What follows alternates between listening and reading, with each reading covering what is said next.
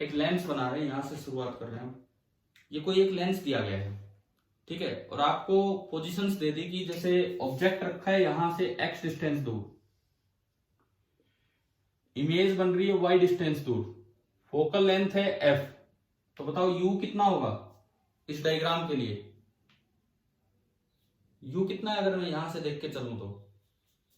u is -x and v अगर आप देखते हो तो v कितना है? y, ठीक है। आपने लेंस इक्वेशन लगाई, lens equation 1/v minus 1/u is equal to 1/f, तो 1/v y minus 1/u minus x is equal to 1/f। ये आपने लेंस इक्वेशन लगा दी यहां पे। अब मान लो मैं ग्राफ प्लॉट कर रहा हूं किस किस के बीच का, इधर तो मैं ले रहा हूं 1/x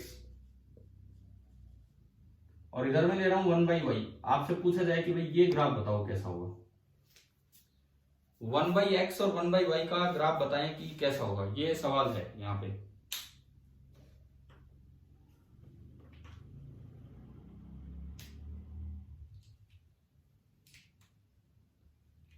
बताओ, मैं आपसे पूछ रहा हूं कि ये ग्राफ कैसा होगा, 1/x और 1/y के बीच का ग्राफ।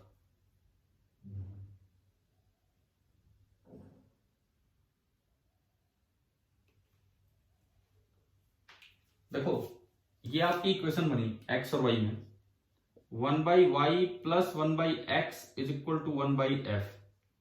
1/y को एक साइड रखिए, -1 इंटू 1/x और प्लस 1/f। अब आप कंपेयर करो अपने कोऑर्डिनेट से, आपका x कोऑर्डिनेट ये है और आपका y कोऑर्डिनेट ये है, तो ये पूरा तो x की तरह बिहेव कर रहा है और ये पूरा y की तरह, तो इक्वेशन बन गई y equal to -x plus c।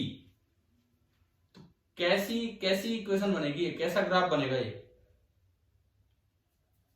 क्या आपको ये समझ में आ रहा है कि ये ग्राफ कुछ ऐसा आना है, ऐसा स्ट्रेट लाइन, लेकिन ऐसी, इसका y इंटरसेप्ट तो पॉजिटिव है 1/f, इसका y इंटरसेप्ट तो पॉजिटिव है 1/f और इसकी स्लोप नेगेटिव है क्योंकि यहाँ -1 है। -1 का मतलब है कि ये वाला जो एंगल है, ये दोनों एंगल्स ये 45 हो जाएंगे और ये 90। पहले बताओ 1/x और 1/y के बीच का ग्राफ ये प्लॉट करना है कि नहीं आया, कैसे बनाया हमने? ठीक है, अब सवाल आ जाए कि एक लाइन आपको दी गई है, बिल्कुल एंगल बाइसेक्टर लाइन, बिल्कुल एंगल बाइसेक्टर लाइन ये दी गई है इस ग्राफ में, मतलब 45 डिग्री पे एक लाइन दी गई है। तो पूछा है इस ग्राफ को लाइन कहां कट करेगी, उस पॉइंट के कोऑर्डिनेट्स क्या होंगे, ये सवाल आ गया। ये एक लाइन बनाई आपने 1/x और 1/y वाली स्ट्रेट लाइन बनी। अब मुझे एक और एंगल बाइसेक्टर लाइन दी गई दोनों एक्सिस की, तो उस जगह के कोऑर्डिनेट पूछे जहां जाके ये लाइन उन दोनों को कट करेगी, कि उस जगह के क्या कोऑर्डिनेट होंगे।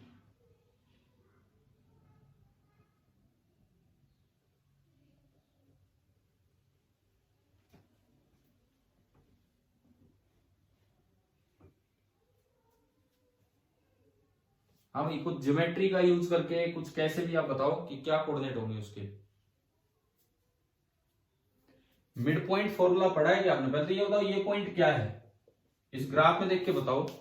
जब 1/y 0 है, जब 1/y 0 है तो 1/x की वैल्यू कितनी निकल के आ रही है?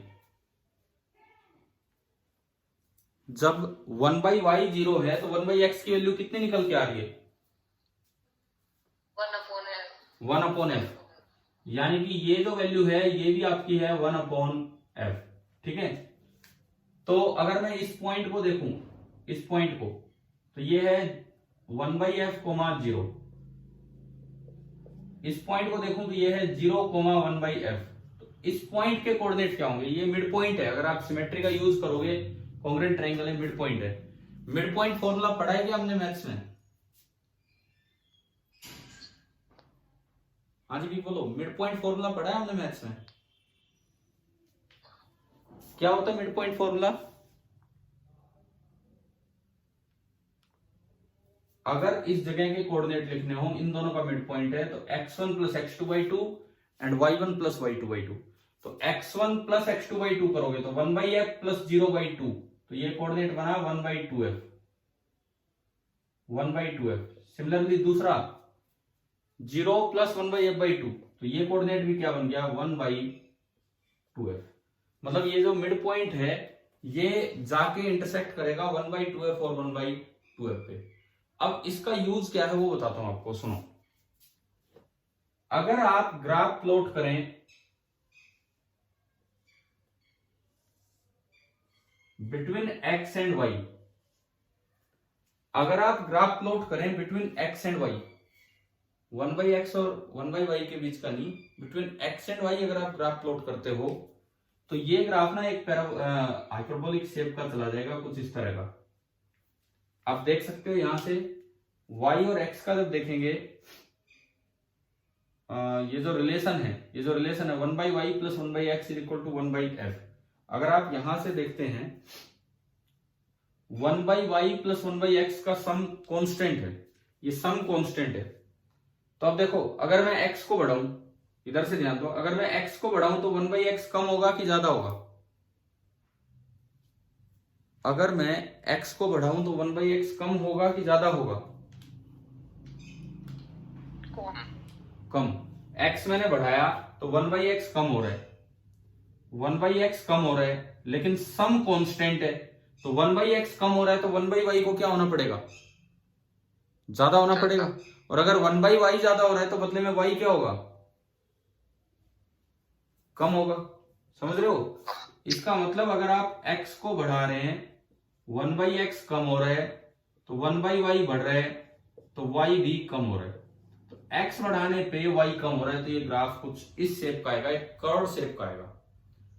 अब इसमें क्या होता है, इस ग्राफ में अगर आप ऐसी एक एंगल बाइसेक्टर लाइन बनाए 45 डिग्री वाली लाइन, इस ग्राफ में अगर आप 45 डिग्री वाली लाइन बनाते हैं तो वो जहां इसको इंटरसेक्ट करती है, देखो पिछली बार जहां वो इंटरसेक्ट कर रही थी वो कोऑर्डिनेट क्या थे 1/2f एंड 1/2f।